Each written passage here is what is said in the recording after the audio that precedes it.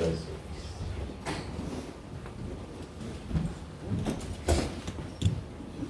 Amém. Querido Deus, querido Pai, nós já louvamos o Teu nome, já adoramos o Teu nome, já glorificamos o Teu nome, Senhor. Mas agora queremos receber o maná do céu, o alimento para a nossa alma, a Tua palavra. Vem usar agora o Teu ungido, meu Deus, para ministrar a Tua palavra aos nossos corações, colocando as palavras no lado do Teu servo, Pai, aquilo que nós precisamos ouvir para não errarmos o alvo, Pai. Usa o Teu servo poderosamente no nome de Jesus. Glória a Deus, a paz do Senhor, meus amados. Deus é bom. Amém. Já o louvamos, o adoramos. Ele está presente aqui.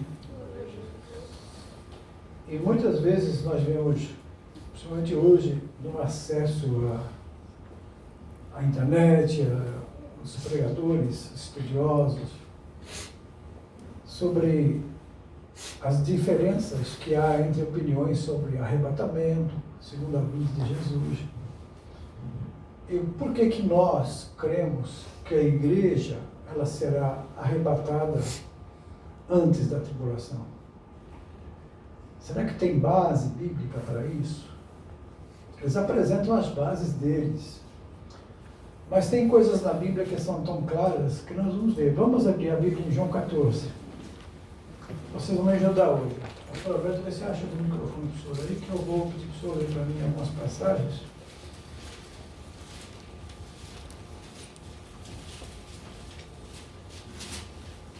Glória a Deus, aleluia. João 14, vamos ler somente 3 versículos. Todos acharam? Não se turbe o vosso coração. Credes em Deus, credes também em mim. Na casa de meu Pai há muitas moradas. E se não fosse assim, eu vou-lhe teria dito: vou preparar-vos lugar. E quando eu for e vos preparar lugar, virei outra vez e vos levarei para mim mesmo, para que onde eu estiver, estejais vós também. Pode sentar, amados. Segundo os estudiosos, essa é a primeira menção ao arrebatamento que o próprio Jesus fala. Ele voltaria para levar os dele, vim buscar vocês para morar com ele. Ele não vem para outra função, a não ser para isso. Nessa primeira vez que nós estamos falando aqui. Então isso acontece, amados, porque o único propósito do arrebatamento é tirar a igreja da terra. Porque a partida da igreja, embora daqui, tem um motivo. É levar a igreja para o céu. O arrebatamento, então, nunca é mencionado lá no Antigo Testamento. Então, essa aqui foi a primeira vez revelada por Cristo. E por que nós entendemos assim? Porque essa leitura é feita muitas vezes só para confortar e consolar os corações no momento. Mas Jesus está falando de ir e voltar para buscar. E é bem diferente das outras passagens que fala do final da grande tribulação, onde ele virá. Fala de exércitos, fala de guerras, fala de muitas coisas que aqui na passagem não fala. Nós vamos ver então. Então a principal passagem do arrebatamento, vamos abrir em 1 Tessalonicenses capítulo 4. Veja bem, hoje vamos fazer um pequeno estudo a respeito dessa condição de que por que nós cremos no arrebatamento pré-tribulacionista. Vamos lá. 1 Tessalonicenses 4, 13 a 18. Leia aí, pastor. Não quero, porém, irmãos, que sejais ignorantes acerca dos que já dormem, para que não vos entristeçais com os demais que não têm esperança. Porque se cremos que Jesus morreu e ressuscitou, assim também aos que em Jesus dormem, Deus os tornará a trazer com ele. Dizemos-vos, pois, isto pela palavra do Senhor, que nós, os que ficarmos vivos, para a vinda do Senhor, não precederemos os que dormem, porque o mesmo Senhor descerá do céu com alarido, e com voz de arcanjo, e com voz e com trombeta de Deus, e os que morreram em Cristo ressuscitarão primeiro. Depois nós, os que ficarmos vivos, seremos arrebatados juntamente com Ele nas nuvens, a encontrar o Senhor nos ares, e assim estaremos sempre com o Senhor. Portanto, consolai-vos uns aos outros com esta palavra. Não, Paulo está falando aqui, amados, vocês prestem atenção, que é uma cena do Senhor Jesus descendo sobre a terra, mas não na terra. Porque na grande tribulação ele vai pisar na terra. Então, faça a comparação. E ele tem um som de trombeta, né? Um som, e esse som será um sinal para os cristãos que morreram serem ressuscitados. Que ele diz, não precederemos os que dormem, os que morreram em Cristo. Não estou falando dos mortos, está falando dos que morreram em Cristo. Ressuscitarão primeiro, isso é, quem creu em Jesus em vida, o aceitou como Salvador, ressuscitarão primeiro. Depois, se nós estivermos vivos, nós seremos arrebatados e nos encontraremos com eles nas nuvens e com o Senhor estaremos para sempre. Quer dizer, é uma passagem que os cristãos que ainda estão vivos são transformados, né? Junto com aqueles que ressuscitaram o encontro do Senhor, e irão nos ares, não vai na terra, não vai ser um encontro na terra, vai ser nas nuvens. Então, você pode depois pesquisar as outras coisas, as outras vezes, a segunda vinda de Cristo, que ele vai pisar na terra. Então, isso aí para se cumprir a profecia sobre ir à casa do Pai. Já em João 14, 2 e 3, Jesus, ele fala aos discípulos, e está falando para toda a sua igreja, eu vou e depois vou buscar. E se você fizer a comparação como era o casamento naquela época, era assim. Primeiro o pai da noiva cedia a noiva, que o pai do noivo pedia, me dá a sua filha em casamento, para o meu filho. Aí deixava o dote, o filho ia depois conhecer a noiva. Ele conhecia a noiva, levava também o seu dote, o seu selo, a sua aliança, e falava para ela, eu vou agora voltar para a casa do meu pai, e depois eu vou voltar para levar você para a casa dele. Então, naquela época, o filho morava com o pai, depois de casado, até que o pai morresse. E Jesus Cristo tem um pai que não morre. Então, é por isso que ele fala, estaremos para sempre com o Senhor. Agora, vamos continuar observando isso, que na verdade, a epístola lá, 1 Coríntios capítulo 15 agora, versículos 51 e 52, vejam o que Paulo diz nessa epístola.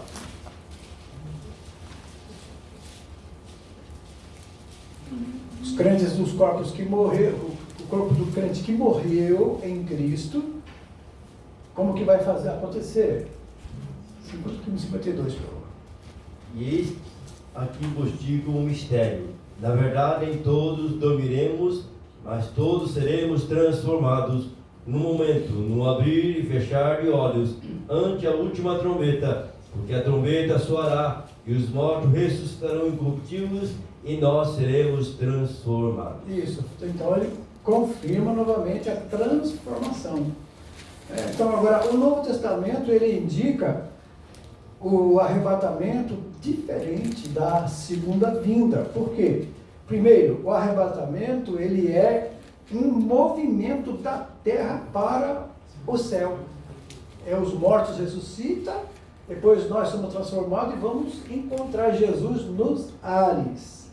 Enquanto a segunda vinda é um movimento do céu para a terra. Se você for Apocalipse 19, Jesus descendo com os seus santos. Porque Israel está prestes a ser destruído, Jerusalém arrasada. E Jesus desce com seus anjos e seus exércitos para batalhar contra a besta. Né? Então, a segunda doutrina do arrebatamento é simples. As profecias, por exemplo, a respeito do arrebatamento, não fazem menção dos anjos, de exércitos, mas nenhuma menção também a julgamento da terra em seguida. Agora, a segunda vinda, entretanto, é complexo, sabe por quê, amados? Porque ele, lá em Apocalipse 19, lá do 11 a 16, leia, pastor, 19, 11 a 16, você vai ver como vai acontecer esse evento. Olha a diferença e vai vendo, vai anotando se você quiser a diferença que há entre esses dois eventos. 11 a 16. E vi o céu aberto, eis o cavalo branco, e o que estava sentado sobre ele chama-se Fiel e Verdadeiro, e julga e peleja com justiça. E os seus olhos eram como chamas de fogo, e sobre a sua cabeça havia muitos diademas, e tinha um nome escrito, que ninguém sabia senão ele mesmo. E estava vestido de uma veste salpicada de sangue, e o nome pela qual se chama é a Palavra de Deus. E eles seguiram-no, e os exércitos do céu, em cavalos brancos, e vestido de linho fino, branco e puro. E da sua boca saía uma aguda espada para ferir com ela as nações, e ele as regerá com vara de ferro.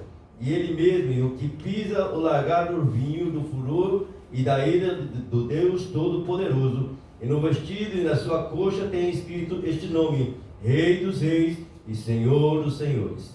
Então veja bem, ele se dará um evento que vem do céu. Vai ser muitas horas, não vai ser instantâneo, um abrir e fechar de olhos. Vai acontecer e todo olho vai ver. Vai ser algo assim tão tremendo. E uma gigantesca procissão de milhões de santos e também de anjos. Isso vai ser visto, né? E vem do céu para a terra. Agora, veja bem, todas as passagens a respeito do arrebatamento, que no evento anterior não é mencionado. Na verdade, a única referência do arrebatamento é que se deve ocorrer antes da tribulação. Por quê? 1 Tessalonicenses 1:10. Depois 5, versículo 9. 1 Tessalonicenses 1:10 diz o que aí?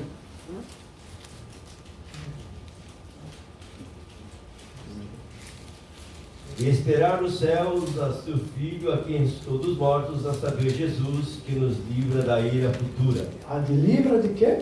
Da ira futura. Ira futura. Os homens estão brincando com Deus, brincando de religião, brincando de ser crente.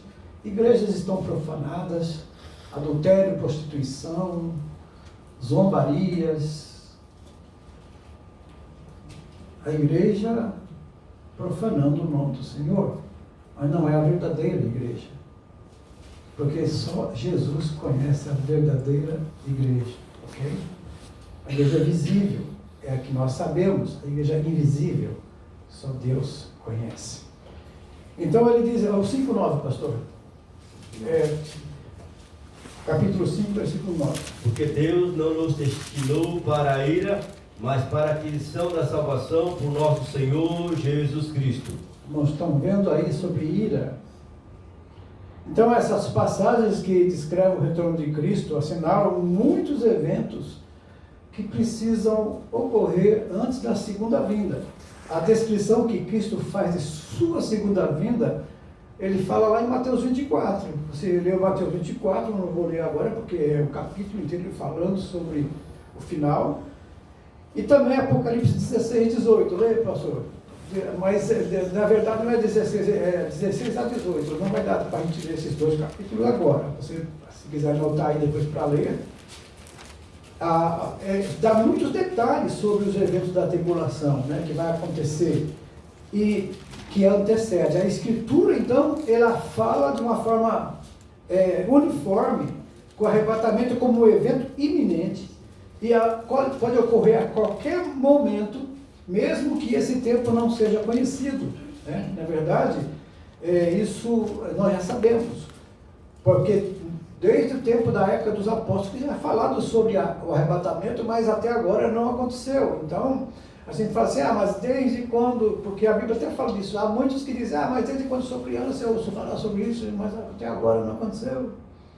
E a Bíblia diz isso, que muitos vão fazer isso, vão falar assim, não vão crer, porque não acontece no tempo que eles acham que vai acontecer. Mas a Bíblia não autoriza ninguém a dar datas, tá bem? Não autoriza.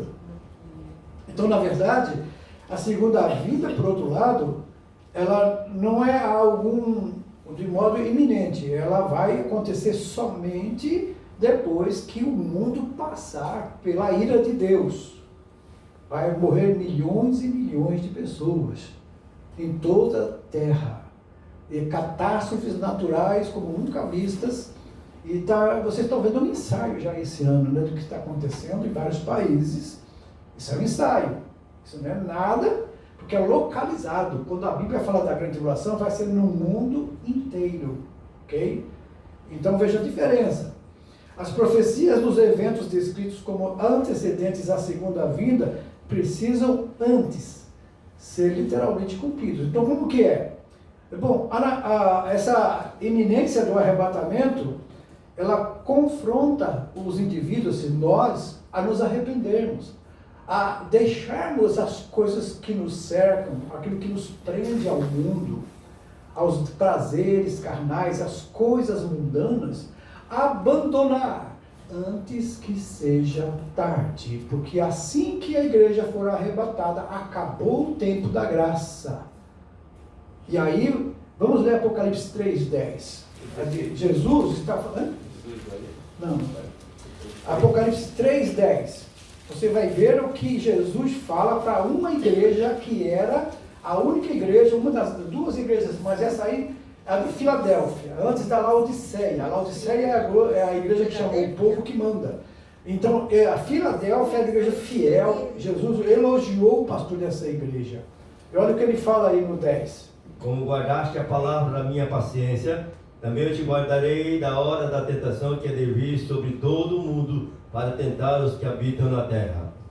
Nós falamos sobre a igreja de Sardes, foi estudado esses dias sobre a igreja de Sardes, que diziam que estavam vivos, mas estavam mortos. E que a Bíblia fala sobre que tentar que alguns, ainda que não morreram, serem levantados, serem despertados, porque estão doentes espiritualmente. Então, o que ele fala? Que exatamente essas pessoas, elas não estão entendendo, não estão percebendo que o perigo que elas estão correndo de conhecer a verdade, estar na igreja, aceitado Jesus, mas viver a vida no mundo. E foi falado aqui hoje, eu ouvi o pastor falando sobre relacionamento. Deus, Ele não quer ter-nos apenas como aqueles salvos que Ele salvou e viveram no mundo e depois Ele leva embora. Não. Jesus se relacionou com os discípulos. Os discípulos estavam tristes porque Jesus estava falando que Ele ia ser tirado, que Ele ia sair. Mas Ele disse, mas eu vou voltar. Não fica com o coração triste. Não se aborreçam, não se entristeçam. Eu vou, mas eu volto. E quando eu voltar, eu vou levar vocês para que onde eu estiver, vocês estejam também. Vamos ler também Apocalipse. Veja bem, uma coisa interessante isso. E aí fala que livraria ele, porque guardaste a palavra da minha paciência, também eu te guardarei na hora da tentação. Tem algumas Bíblias que têm até palavras diferentes, com as traduções. Que vai tentar os homens ou que vai punir os homens, pelo que está acontecendo agora, a zombaria de Deus, o nome de Deus sendo zombado, escarnecido, a criação de Deus sendo deturpada, e Deus está vendo tudo isso, mas Ele é Deus, e Ele se ri do ímpio. O ímpio pensa que prevalece, que ele vai conquistar, que ele vai conseguir implementar essas ideologias. Deus já está preparado, e a Bíblia diz que o juízo deles já está preparado, não vai escapar um, a não ser que se arrependam e venham ao conhecimento da verdade, porque Deus não tem prazer na morte do ímpio, mas Ele quer que todos se arrependam e venham ao conhecimento da verdade. Então vamos lá, Na verdade, essa natureza, essa iminência, ela pode ocorrer a qualquer momento, então você guarda isso. Por isso que Jesus não deu data, sabe por quê? Senão a gente ia viver a vida lá no mundão e só quando estivesse perto, né, de acabar. É igual a gente falar assim, você vai morrer daqui a um mês, aí a pessoa já vai se preparar, né? Já vai ficar bem mais crente, vai orar mais, vai buscar mais a Deus, vai ficar mais fiel.